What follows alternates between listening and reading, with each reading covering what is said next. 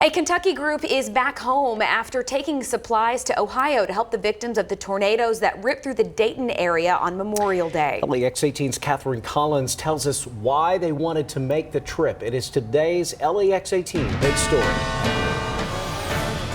The Hunter Hound K9 team, based out of Estill County, has just returned from a trip to Ohio to offer support to those recovering after tornadoes swept through Dayton on Monday. They unloaded a truck filled with supplies, water, food, and other necessities on Thursday. They also surveyed some of the damage, buildings ripped to shreds, debris thrown around. The rescue group's president, David Conrad, talked to us before he made the trip about why it was so important. When I put this team together, I wanted it to help more than just searching, and this is one of the ways that we can help out. And when we get there, if they need our help in cleaning up, searching, whatever it takes, we're there to help. The National Weather Service says several EF3 tornadoes touched down in the Dayton area and caused significant damage.